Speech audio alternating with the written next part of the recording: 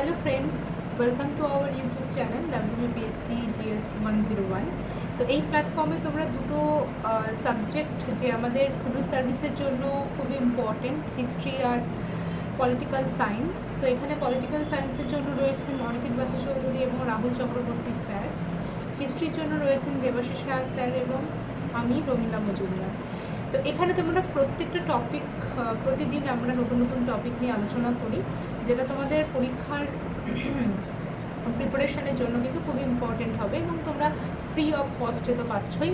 তো তোমাদের যার জন্য চ্যানেলটাকে ফলো করো, তোমরা সাবস্ক্রাইব করো, বেল আইকন প্রেস করো, আর অবশ্যই কিন্তু তোমরা লাইক করো ভালো লাগলে, শেয়ার করো ভিডিও, আর অবশ্যই কিন্তু কমেন্টে জানিও ক্লাসটা তোমাদের কেমন লাগবে। তো আজকে আমরা যেখানে আলোচনা করব, তো এখানে আমরা কিন্তু টোটাল 6টা প্রশ্নের উপর আমরা আলোচনা শুরু করব। তো এখানে আমরা দেখতে পাচ্ছি যে দেখো, প্রথম প্রশ্ন যেটা রয়েছে, তার আগে আমরা আনএকাডেমি নিয়ে কিছু বলতে চাই। যে দেখো, আনএকাডেমি কিন্তু এমন একটা প্ল্যাটফর্ম যেখানে তোমরা জানো যে তোমরা অ্যাপস ডাউনলোড করে তোমরা আনএকাডেমি লার্নিং অ্যাপসটা ডাউনলোড করবে প্লে স্টোর থেকে, এবং তোমরা এখানে প্রত্যেকটা এক্সামের কিন্তু প্রিপারেশন পাবে। WBPSCকে তোমরা ফলো করবে, এখানে 55 জন এডুকেটার রয়েছে যাদের প্রত্যেকেই কিন্তু ফ্রি ক্লাস তোমরা পাবে, অ্যাভেলেবেল আছে প্ল্যাটফর্মে। প্রতিদিন কিন্তু প্রত্যেকের সকাল থেকে রাত পর্যন্ত ফ্রি ক্লাস চলে সমস্ত সাবজেক্টে। তোমরা জয়েন করো, তোমাদের অনেক বেনিফিট হবে। আর ডেমো ক্লাস যদি ভালো লাগে তোমাদের, তাহলে অবশ্যই সাবস্ক্রিপশন ক্লাসে কিন্তু জয়েন করে নাও, ঠিক আছে? সেখান থেকে তোমরা কিন্তু ডিটেলস জানতে পারবে। তো এখানে আমরা আজকে প্রথম প্রশ্ন, আমাকে তোমরা আনএকাডেমিতে কিন্তু এই নামে পাবে, রমিলা মজুমদার। তো দেখো, এখানে আমরা আজকে যে আলোচনাটা করব সেটা হচ্ছে অবশ্যই ইন্ডিয়ান হিস্ট্রি। আর তোমরা ফ্রি ক্লাস আনএকাডেমিতে জয়েন করো। ফ্রি ক্লাস যদি আমার ভালো লাগে তোমাদের, তাহলে এই রেফারেল কোডটা ইউজ করো, এর জন্য তোমরা 10% ডিসকাউন্ট পাবে। আজকে আমাদের প্রথম প্রশ্ন, যেখানে বুঝতে পারবে না আমাকে অবশ্যই জিজ্ঞাসা করবে। আজকে আমাদের প্রথম প্রশ্ন, which of the following was not social and religious reason for the revolt of 1857? তো 1857 রিভোল্টের জন্য সোশিও রিলিজিয়াস পারপাস, এখানে কোনটার নাম আমাকে বলতে হবে। এবং 4টে অপশন আছে। অপশন 1-এ আছে, এতে আছে adoption of free trade imperialism from 1800 and deindustrialisation and drain of wealth, number 1। Number 2 আছে abolition sati, 1829। Number C, Hindu widow remarriage act of 1856, একটা ডক্ট্রিন ল্যাপস। এখানে রিভোল্ট অফ 1857-এ যেটা আমাদের ইম্পর্টেন্ট, সোশিও রিলিজিয়াস পারপাস, তোমরা বুঝতেই পারছো এখানে কোনটা ইম্পর্টেন্ট। কোনটা না আমাকে বলেছে, কি বলেছে? Not the social and religious reason. তাহলে এখানে বাদবাকি 3টে হচ্ছে সোশিও রিলিজিয়াস, সোসাইটি, সতী প্রথা কি কার সাথে রিলেটেড? সামাজিক। উইডো রিম্যারেজ কার সাথে রিলেটেড? সামাজিক। এবং ডক্ট্রিন ল্যাপস, এটা অ্যাকচুয়াল পলিটিক্যাল কজ, কিন্তু এটা কিন্তু সমাজকেও কিন্তু আমরা সামাজিকও বলতে পারি। তো সেই জন্য এখানে আমাদের 3টেই হবে কারেক্ট, কিন্তু যেটা হবে না সেটা হচ্ছে ইকোনমিক কজ। 1857 মহাবিদ্রোহের অন্যতম কারণ, যে ইকোনমিক কজের মধ্যে, অর্থনৈতিক কারণের মধ্যে রয়েছে number 1 drain of wealth, number 2 D industrialisation, এবং আমরা দেখি যে ফ্রি ট্রেড ইম্পেরিয়ালিজম, বিনা শুল্কে ব্যবসা, যেখানে ভারতীয় ট্রেডাররা কিন্তু এই জায়গাটা কিন্তু তাদের সমস্যার কারণ ছিল, বিনা শুল্কে ব্যবসা। তো এখানে আমরা যে জায়গাটা দেখবো, দেখো আমাদের যখন আমরা জানি যে ভারতবর্ষে ব্রিটিশ উপনিবেশ স্থাপনের বা এশিয়াতে ব্রিটিশ বা ইউরোপিয়ানদের উপনিবেশ স্থাপনের প্রধান কারণ কি ছিল? ব্যবসা, ট্রেড। এখানে কলোনিয়াল কান্ট্রিগুলোকে কি করতে চেয়েছিল? র মেটেরিয়াল পাবে, সেটা বিক্রি করবে কম দামে ইউরোপিয়ান মার্কেটে, এবং সেখান থেকে প্রোডাকশন হয়, কারণ মেশিনে প্রোডাকশন হয়, লোক কম লাগে, মেশিনে অল্প সময় বেশি প্রোডাকশন হয়। সেখানে দেশীয় কি, এখানে হচ্ছে ম্যান পাওয়ার, তো এখানে সময় বেশি লাগে, জন বেশি লাগে, খরচ, এবং তার উপরে হচ্ছে শুল্ক বেশি লাগে ট্রেডের জন্য। ভারতীয় জিনিসের দাম বেশি, ব্রিটিশ পণ্যের দাম কম, তাহলে বাজারে ছেয়ে গেল কোনটা? ব্রিটিশ পণ্য। এটা নাম্বার 1। তো এখানে আমাদের কারণ হবে কিন্তু এ, নট কি এ। Causes of the political revolt 1857, যেখানে political cause, social cause, religious cause, economic cause, administrative cause and military cause. Political cause বলতে কি বোঝানো হয়? পলিটিক্যাল কজ হচ্ছে আমাদের সাবসিডিয়ারি অ্যালায়েন্স এবং ডক্ট্রিনাল ল্যাপস। সোশ্যাল কজের মধ্যে এগুলো আছে সতী প্রথা, উইডো রিম্যারেজ অ্যাক্ট, ঠিক আছে।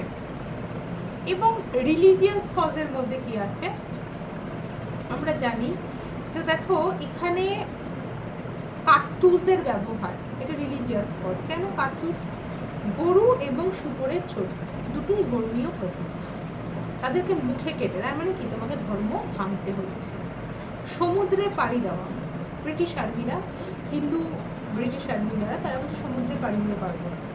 তার জন্যই অ্যাডমিনিস্ট্রেটিভ কজ হিসাবে কি আসলো জেনারেল এনলিস্টমেন্ট অ্যাক্ট আনা হলো, যে সমুদ্রে পাড়ি দিতে হবে, ব্রিটিশ আর্মিতে জয়েন করবে, যা অর্ডার হবে বা যেখানে দরকার হবে সেখানে যেতে হবে, কম্পালসারি। পোস্টাল অ্যাক্ট আনা, ফ্রি পোস্ট করা, বাড়ির সাথে যে যোগাযোগ করা যেটা আগে ছিল, পোস্টাল অ্যাক্টের মধ্যে সেই ফ্রি পোস্টটা কিন্তু বন্ধ করে দেবে।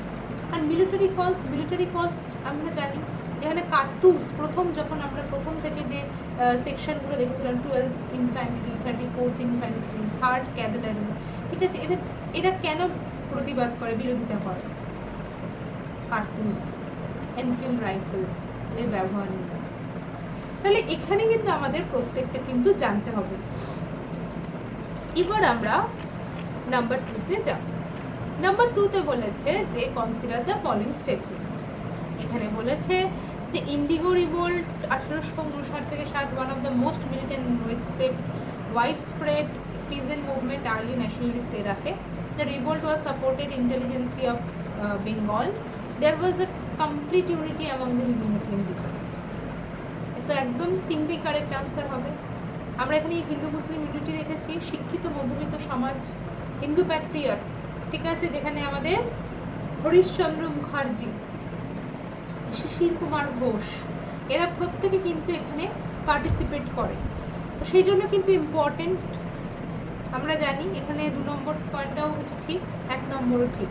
তো এখানে আমরা বলতে পারবো যে এই যে নীল চাষ, নীল বিদ্রোহ শুরু হয় কবে?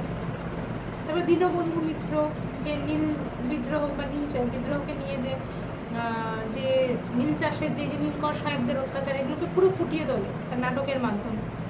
তো এখানে যেন দেখো, এবং ন্যাশনাল আমরা যে থিয়েটার, এটা গিরিশচন্দ্র ঘোষের, এখানেই নাটকটা কিন্তু বা ড্রামাটা কিন্তু তোলা হয়।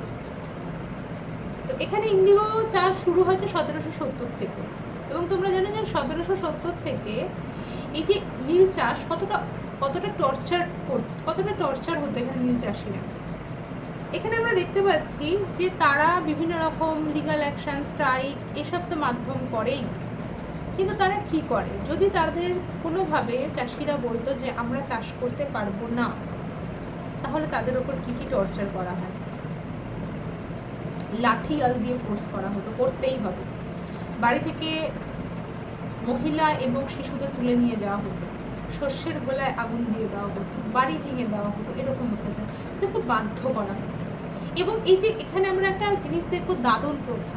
এই দাদন প্রথাটা অ্যাকচুয়াল কি? দাদন হচ্ছে তোমাকে জোর করে লোন দেবে, দাদন কোনো ট্যাক্স না, দাদন হচ্ছে কিন্তু তোমাকে লোন প্রোভাইড করবে। যদি বলে যে চাষ করার মতো আমার টাকা নেই, তার জন্য তোমাকে ব্রিটিশ গভর্নমেন্ট লোন দেবে হাই ইন্টারেস্ট রেটে। তাহলে এটা এখানে আমাদের সবকটাই হবে কিন্তু কারেক্ট আনসার। নেক্সট, এবং এখানে আমরা আরো বলবো যে 59-60 এরা, যেখানে আমরা কোন জায়গা থেকে অ্যাজিটেশন শুরু হয়? অ্যাজিটেশন শুরু হয় বারাসাত রিজিয়ন থেকে। আন্দোলন বা নেতৃত্ব আমরা দেখতে পাই কোথা থেকে? আমরা দেখতে পাই নদিয়া ডিস্ট্রিক্ট, যেখানে আমরা লিডারশিপ দেখি বিশ্বাস ব্রাদার্স এবং কাদের মোল্লা, রাফিক মন্ডল, রামতনু মালিক, ঠিক আছে, তো এরা প্রত্যেকে কিন্তু পার্টিসিপেট করে এই আন্দোলনে। মানে পাবনা ডিস্ট্রিক্ট, মেজরিটি হচ্ছে ইস্টার্ন বেঙ্গল, পাবনা, রাজশাহী, ঠিক আছে, খুলনা, এই রিজিয়ানগুলো কিন্তু আমাদের প্রচুর পরিমাণে নীল চাষ করা হয়, ফার্টাইল ল্যান্ড। এবার হচ্ছে নেক্সট যেটা আমরা পড়বো, দেখো ওই প্রশ্নটা, ডিউরিং দ্য ফার্স্ট 100 ইয়ার্স, প্রথম 100 বছরে, 3 নম্বর প্রশ্ন এটা, প্রথম 100 বছরে, 100 বছর পর, first British rule in India, people resentment and opposition to the British policies mainly surfaced. আমরা কি ধরনের আন্দোলন দেখি ব্রিটিশ শাসন 100 বছর কমপ্লিট হয়ে যাওয়ার পর? অপশন এ আছে ট্রাইবাল আপরাইজিং দেখি, অপশন বি তে আছে পিজেন্ট আপরাইজিং দেখি, অপশন সি তে আছে সিভিল আপরাইজিং দেখি, এবং অপশন ডি তে আছে বোথ এ অ্যান্ড বি দেখি। তো এখানে আমাদের আনসার কি হবে? এখানে আমাদের আনসার হবে both A and B, tribal এবং পিজেন্ট। কারণ কিসের জন্য? তিনটে রেভিনিউ, ল্যান্ড রেভিনিউ সিস্টেম। যে ল্যান্ড রেভিনিউ সিস্টেম আমরা দেখি যে পার্মানেন্ট সেটেলমেন্ট, সব থেকে বেশি ক্ষতিগ্রস্ত হয় এই permanent settlement, Ryotwari settlement. Ryotwari সেটেলমেন্টে প্রচুর পরিমাণে মানি লেন্ডারদের সমস্যা, যেখানে এখানে এত ট্যাক্স রেট ছিল, এখানে মিডিয়েটার কেউ ছিল না, কিন্তু এত পরিমাণ ট্যাক্স রেট যখন তারা দিতে সামর্থ্য হতো না, বা ধরো কোনো খরার টাইমে বা কোনো খারাপ সিজন যেখানে ফসল একদমই ভালো উৎপাদন হয়নি, ব্রিটিশ তো শুনবে না, যা নির্ধারিত তোমার পার্সেন্টেজ করে দিয়ে তার মধ্যে তোমায় দিতে হবে।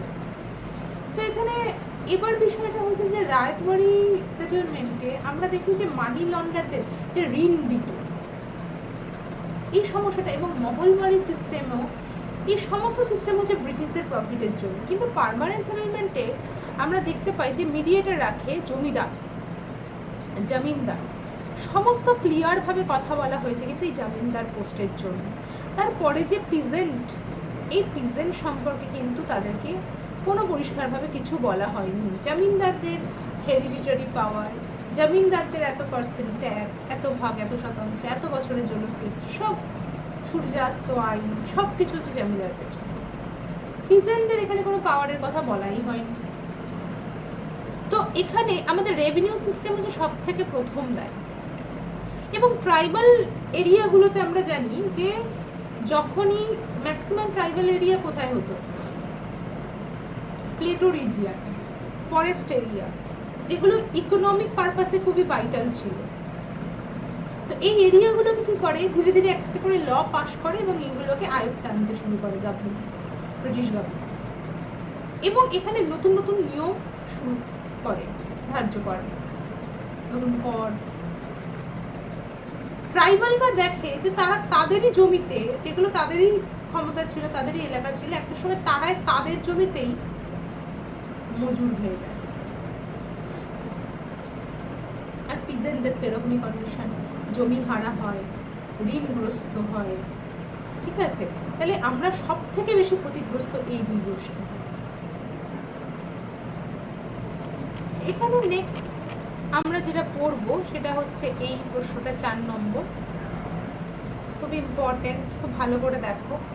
এখানে বলা হয়েছে in which of the following tribal rebellion did two tribal brothers Kanhu and Shidhu proclaim the end of the company's rule in their region, and to suppress their rebellion the government had to use military force.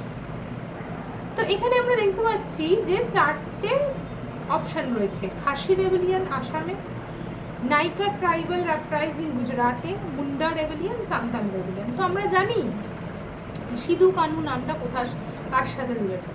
Sidhu Kanu নামটা হচ্ছে আমাদের Santhal rebellion. আমি purpose কি বললাম Santhal রেবেলিয়নের? Purpose হচ্ছে আমাদের যে এই কিছুক্ষণ আগে বললাম যে ফরেস্ট এরিয়া, প্লেটো রিজিয়ন ল বা অ্যাক্ট পাস করে এগুলোকে ব্রিটিশ অধীনস্থ করা। এখানে মিডিয়েটারদের ইন্টারফারেন্স, এগুলো কিন্তু তাদের পছন্দ ছিল। নিজেদের জমিতে নিজেরা কি করছে, মজুর খাচ্ছে, লেবার হয়ে যাচ্ছে, তাদের নিজস্ব কোনো পাওয়ার এখানে নেই। নাম্বার 1 কত থেকে কত সাল আমরা জানি ঠিক এই দুটো মানে সাঁওতাল বিদ্রোহ হচ্ছে 1857 ঠিক আগে, আর নীল বিদ্রোহ হচ্ছে 1857 ঠিক পরে, দুটোই কিন্তু মার্ক করা। এখানে সাঁওতাল কখন হয় বিদ্রোহ? 55-56। কোন কোন এরিয়া জুড়ে হয়? Jharkhand, Bihar, Orissa. First peasant revolt occurred in India. Revolt can be attributed to introduction permanent land settlement বা চিরস্থায়ী বন্দোবস্ত ব্যবস্থা 1793। এখানে আমরা দেখতে পাই যে কবে আন্দোলন শুরু হয়, প্রতিবাদ শুরু হয় 30শে জুন। তার জন্য এই প্রতিবাদকে কন্ট্রোল করার জন্য অ্যাক্ট কবে আসে? 10th নভেম্বর 1855, মার্শাল ল। এবং এখানে যে মুর্মু ব্রাদার্স আমরা বলি যে টাইটেল, তোমরা জানো যে আমরা শুধু ব্রাদার্সদের নাম করি, সিধু কানহু এর হচ্ছে ব্রাদার্স, এর সিস্টার্সও ছিলেন, ফুলো এবং ঝানু, দুজন সিস্টার, এদের নামও মনে রাখতে হবে। রাজমহল পাহাড় এদের এরিয়া। এবং আমরা দেখতে পাচ্ছি যে 4 মুর্মু ব্রাদার্সের নাম, যতটা সিধু কানহু ইম্পর্টেন্ট ততটাই চাঁদ ভৈরবও ইম্পর্টেন্ট। এই 4 জনের নামে মনে রাখতে হবে, সিধু কানহু, চাঁদ এবং ভৈরব। ঠিক আছে, আনসার কি হবে এখানে? সান্থাল রেবেলিয়ন। নেক্সট হচ্ছে যে এখানে আমরা দেখতে পাচ্ছি main cause of the tribal uprising. তো এখানে উপজাতি আন্দোলনের প্রধান কারণ কি ছিল? অপশন এতে বলেছে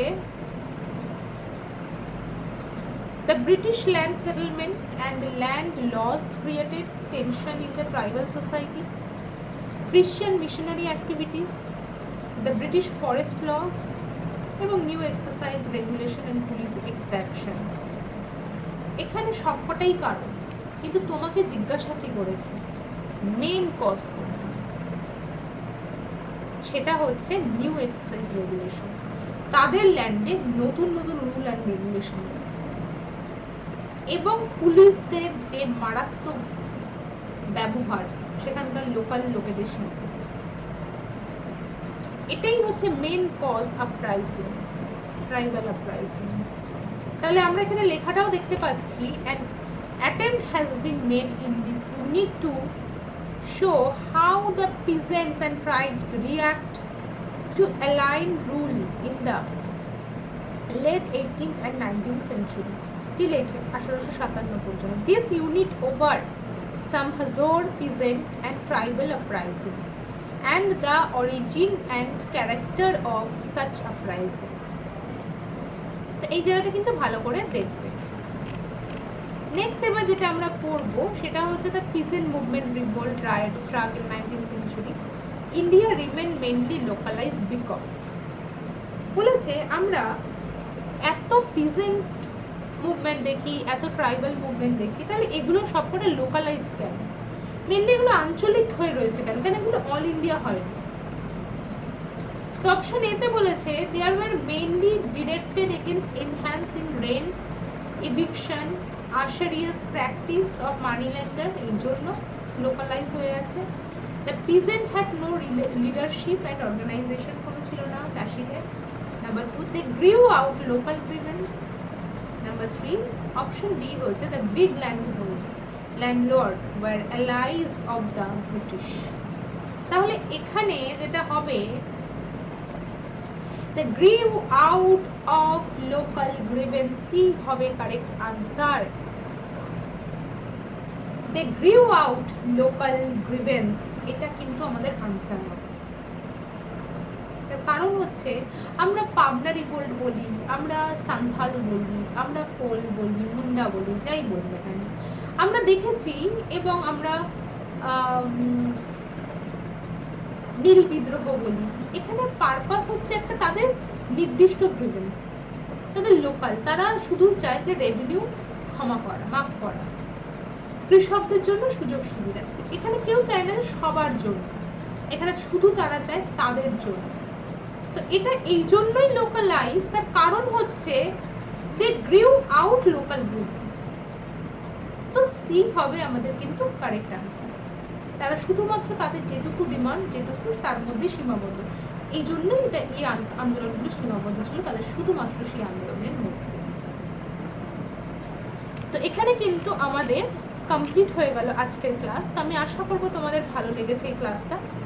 তো অবশ্যই কিন্তু ভালো লাগলে লাইক করো, কমেন্ট করো, আর জানিও যে ক্লাসটা কেমন লাগলো। আর প্রত্যেককে কিন্তু ভালো করে প্রিপারেশান নাও এক্সামের জন্য, প্রথম থেকে একদম শেষ পর্যন্ত। তো নিশ্চয়ই তোমাদের পরীক্ষা কিন্তু ভালো হবে। আর প্রত্যেকদিন চ্যানেলটাকে ফলো করো, এখান থেকে তোমরা অনেক ইনফরমেশন এবং প্রত্যেকটা ক্লাস কিন্তু তোমাদের জন্য হেল্প হবে, উপকার হবে তোমার।